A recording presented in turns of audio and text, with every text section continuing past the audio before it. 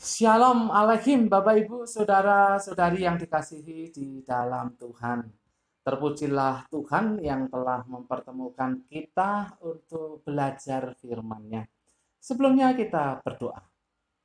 Bapa di dalam nama Tuhan Yesus, terima kasih untuk waktu ini. Kami akan belajar firman-Mu. Karena hidup kami membutuhkan firman-Mu ya Bapa. Namun kami sadar sulit untuk kami mengerti tanpa pertolongan Roh Kudus. Oleh sebab itu kami mohon Roh Kudus yang menerangi hati kami, sehingga kami bisa memahami kebenaran firman ya Bapa. Dalam nama Tuhan Yesus kami berdoa. Amin. Bapak Ibu Saudara-saudari yang dikasihi dalam Tuhan, hari ini Jumat 18 Juni 2021, kita akan belajar dari Ibrani pasal yang ke-13 ayat 5 dan 6.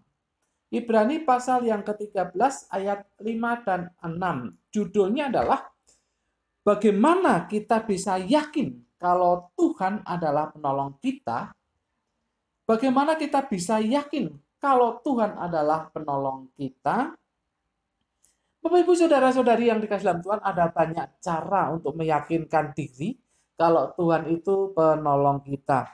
Kali ini kita akan belajar dua hal saja yang bisa membuat kita yakin bahwa Tuhan adalah penolong kita. Kita baca Ibrani pasal 13 ayat 5 dan 6. Demikian. Janganlah kamu menjadi hamba uang, dan cukupkanlah dirimu dengan apa yang ada padamu. Karena Allah telah berfirman, aku sekali-kali tidak akan membiarkan engkau, dan aku sekali-kali tidak akan meninggalkan engkau. Sebab itu dengan yakin kita dapat berkata, Tuhan adalah penolongku, aku tidak akan takut. Apakah yang dapat dilakukan manusia terhadap aku? Bapak Ibu, kita lihat dulu keyakinan ini ya. Di ayat yang ke-6 kita lihat tentang keyakinan.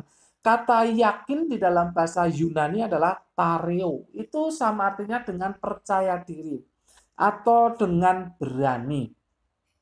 Kemudian kata penolong, ya ini poetos, ya tidak bisa diartikan lain kecuali memang penolong.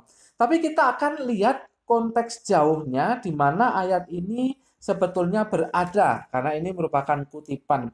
Mazmur pasal 118 ayat yang ke-6. Demikian. Tuhan di pihakku, aku tidak akan takut. Apakah yang dapat dilakukan manusia terhadap aku? Di situ ada kata yang menarik, ya, ada kata yang menarik. Tuhan di pihak umatnya. Ya, itulah namanya penolong. Ya. Tuhan adalah penolong. Jadi harus ada keyakinan bahwa Tuhan adalah penolong. Penolong itu seperti apa? Yaitu Tuhan di pihak umatnya. Sehingga apa yang terjadi kalau Tuhan itu penolong? Tidak ada yang dapat dilakukan manusia terhadap umatnya. Ini cenderung ke apa ya? Mencelakai begitu ya. Mencelakai. Jadi tidak ada manusia yang bisa mencelakai umatnya kalau Tuhan adalah penolong umatnya. Tuhan penolong umatnya karena Tuhan berada di pihak umatnya. Ini luar biasa. Jadi efek dari Tuhan adalah penolong itu umatnya tidak akan takut. Di Ibrani juga dipakai ya di situ ya. Tuhan adalah penolongku, aku tidak akan takut. Jadi kalau mempunyai keyakinan bahwa Tuhan adalah penolong, maka orang yang yakin itu seharusnya tidak takut, termasuk tidak takut kalau ada orang-orang yang hendak mencelakai dia. Jadi itu ya, kalau punya keyakinan seperti itu, ya itu pastinya tidak takut. Bapak Ibu Saudara-saudari yang dikasihi dalam Tuhan, keyakinan bahwa Tuhan penolong itu sangat penting. Yaitu untuk menjalani kehidupan yang penuh tantangan dan untuk menjadi kesaksian. Kalau orang tidak punya keyakinan bahwa Tuhan penolong dia, bagaimana dia menjalani kehidupan yang penuh tantangan itu? Bagaimana dia bisa menjadi saksi? Ya, dia akan takut-takut gitu kalau menjadi saksi karena tidak yakin bahwa Tuhan adalah penolong dia. Makanya keyakinan bahwa Tuhan adalah penolong itu sangat penting, yaitu untuk menjalani kehidupan yang penuh tantangan dan untuk menjadi seorang saksi atau sebagai kesaksian bagi kemuliaan nama Tuhan. Namun bagaimana kita bisa sampai kepada keyakinan seperti itu? Seperti saya sebutkan di atas itu ada dua ya, ada dua. Yang pertama, supaya kita memiliki keyakinan seperti itu bahwa Tuhan adalah penolong kita, yang pertama, jangan menjadi hamba uang. Rupanya penulis Ibrani ini ya menyangkut pautkan dengan ya alat tukar yaitu uang ya. 5a kita baca. Janganlah kamu menjadi hamba uang. Janganlah kamu menjadi hamba uang. Dipakai kata Yunani afilarguros hotropos. Afilarguros hotropos. Itu artinya adalah memiliki cara hidup atau memiliki perilaku atau memiliki karakter yang tidak tamak, tidak serakah, dan tidak mencintai uang. Itulah arti dari afilarguros hotropos. Memiliki cara hidup, perilaku, karakter yang tidak tamak, tidak serakah, dan tidak mencintai uang. Bapak Ibu perhatikan, kalau kita tamak, maka kita tidak pernah merasa cukup. Kalau kita tamak atau kita serakah, maka kita tidak pernah merasa cukup, tidak pernah puas dengan yang dimiliki. Kalau kita mencintai uang, maka apapun yang tantangan yang dihadapi akan mencari uang bahkan dengan berbagai cara, termasuk cara-cara yang tidak sehat. Itu karena mencintai uang. Jadi tidak bisa puas, tidak bisa cukup. Nah, orang yang tidak bisa puas, orang yang tidak bisa cukup, itu tidak mungkin akan mempunyai keyakinan bahwa Tuhan penolong dia. Tidak bisa itu, tidak muncul itu, ya. Tidak muncul keyakinan bahwa Tuhan adalah penolong dia kalau dia itu serakah. Serakah, itu kurang. Jadi tidak bisa merasakan bahwa Tuhan itu penolong dia. Jadi seakan-akan Tuhan tidak pernah menolong dia. Karena tidak cukup ya. Serakah, tamak. Ya, bagaimana mungkin dia bisa merasakan bahwa Tuhan menolong dia? Tidak mungkin. Yang kedua, ini berkaitan dengan yang saya sebutkan tadi, yaitu cukupkan diri dengan yang ada. Di sini dikatakan, dan cukupkanlah dirimu dengan apa yang ada padamu di ayat 5b. Mencukupkan diri, arkeo, itu puas. Puas dengan yang ada padamu. Dipakai di sini adalah tois parousin. Artinya yang kamu punya. Ini identik dengan bersyukur ya. Identik dengan bersyukur. Jadi mencukupkan diri yaitu merasa puas dengan yang kita punya. Dengan yang kita punya. Itu identik dengan bersyukur, mengucap syukur. Bapak Ibu saudara-saudari yang dikasihi dalam Tuhan, bukan berarti tanpa keinginan di sini ya. Bukan berarti tanpa keinginan. Kita ingin dong menabung atau ya menyisihkan uang. Itu ingin juga kan ya. Ingin berbagi bahkan kan ingin juga. Jadi ini bukan berarti tanpa keinginan, tetapi bisa menerima. Itu maksudnya. Bisa menerima yang sudah ada. Yang sudah ada. Jadi Tuhan kasih berkatnya hari ini segini gitu ya. Ya 10 gitu ya. Itu puas dengan itu, bisa menerima. Ya dia punya keinginan, ya kalau boleh 11, 12, ya itu keinginan. Tetapi kalau Tuhan beri 10, dia terima. Itu maksudnya. Jadi mencukupkan diri dengan apa yang ada, mencukupkan diri dengan yang dipunyai, itu berarti bisa menerima. Bapak Ibu, saudara-saudari yang dikasih dalam Tuhan, orang yang seperti itu pasti di dalam dirinya itu akan muncul keyakinan bahwa Tuhan yang menolong dia. Pasti akan muncul. Dia bisa terima, oh bersyukur ini dari Tuhan. Oh bersyukur hari ini hasilnya segini. Oh bersyukur ya yang ojol ya, wah yang penumpangnya segini, terima segini. Bisa menerima hasilnya. Yang jualan ya bersyukur hasilnya segini hari ini.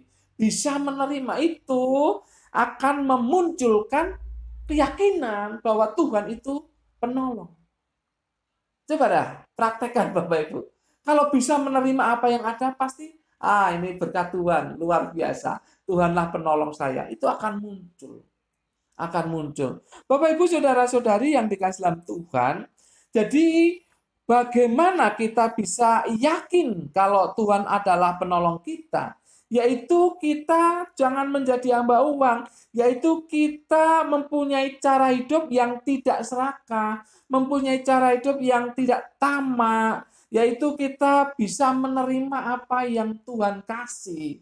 Itu memunculkan keyakinan bahwa Tuhan penolong kita. Tanpa itu, maka yang ada hanyalah cemberut dan rasa tidak puas dan keinginan-keinginan ini, itu, dan seterusnya.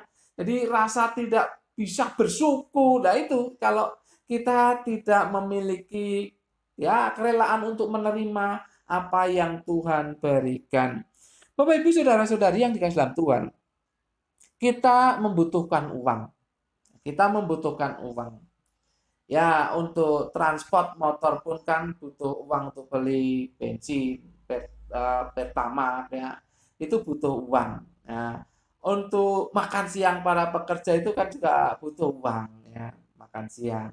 Untuk transport pakai angkutan kota atau bis itu juga butuh uang. Untuk bayar air bersih, untuk ngisi pulsa, listrik, dan sebagainya itu butuh uang. Kita butuh uang. Tetapi uang adalah alat. Uang adalah alat. Alat apa? Alat untuk transportasi, alat untuk membayar ini, itu. Alat untuk mencukupi makan, minum, dan seterusnya. Itu hanyalah alat. Jangan kebalik. Jangan kebalik. Jangan kita yang jadi alatnya uang. Maksudnya gimana? Maksudnya adalah, wah kita berusaha semaksimal mati-matian dengan berbagai macam cara yang jelek pun kita lakukan hanya demi dapat uang. Nah itu namanya kita alatnya. Kalau kita mempunyai alat yang namanya uang, maka kita akan dengan benar berbuat yang baik, mencari nafkah yang baik, mendapatkan uang, dan kita bersyukur atasnya karena hanya alat saja. Yang memberkati adalah sumbernya, yaitu Tuhan sendiri, sumber berkat bagi kita. Yaitu ya. Jadi uang itu alat. Jangan lupa, jangan kita yang menjadi alatnya uang. Kalau kita menjadi alatnya uang, ya tadi disebut hamba uang itu tadi. Kalau di dalam Timotius itu adalah mencintai uang itu tadi, ya. Mencintai uang itu adalah kita alatnya uang, bukan uang alatnya kita. Ingat, jadi kita butuh uang, tapi uang itu adalah alat kita. Jangan kebalik. Yang kedua, bersyukurlah. Bersyukurlah, ya. Pakai yang ada, pakai yang ada. Ya. Mungkin kita tidak cukup, mungkin merasa tidak cukup, tapi berdoalah, bersyukurlah, terima yang ada, Tuhan cukupkan, Tuhan cukupkan. Ya kadang-kadang memang harus ikat pinggangnya dikencangkan, ya itu maklum kadang-kadang, apalagi situasi yang semacam ini. Banyak orang, termasuk orang Kristen, Anda dan saya itu seringkali harus mengencangkan ikat pinggang gitu ya. Seringkali karena situasinya memang seperti itu. Tetapi itu cukup. Itu cukup ya. Karena apa? Karena Tuhan penolong kita. Itu cukup. Bapak Ibu saudara-saudari yang dikasih dalam Tuhan, bersyukurlah dengan apa yang ada dan pakailah apa yang ada untuk kebutuhan Anda. Silahkan pakai untuk kebutuhan, bukan keinginan semata, kebutuhan Anda. Pasti Tuhan akan cukupkan. Bapak Ibu yang dikasih dalam Tuhan, oleh sebab itu Sekali lagi, bagaimana kita bisa yakin kalau Tuhan adalah penolong kita? Yaitu kita mempunyai cara hidup yang baik, tanpa ketamakan, tanpa serakah. Jangan mencintai uang. Pakailah uang itu sebagai alat kita, bukan kita alatnya uang. Dan cukupkan diri dengan yang ada, bersyukur, pakai yang ada, itu berkat Tuhan. Pasti kita akan tahu, akan muncul perasaan bahwa Tuhan penolong kita. Bukan hanya perasaan, tapi keyakinan bahwa Tuhanlah penolong kita. Amin. Mari kita berdoa. Bapa, dalam nama Tuhan Yesus, terima kasih untuk firman-Mu yang sudah kami pelajari dengan bimbingan Roh Kudus. Kami bersyukur dan biarlah Roh Kudus menolong kami untuk kami melakukannya. Terima kasih Bapa, dalam nama Tuhan Yesus. Kami berdoa dan mengucap syukur. Semua yang percaya katakan amin. Tuhan memberkati Bapak Ibu, saudara-saudari senantiasa.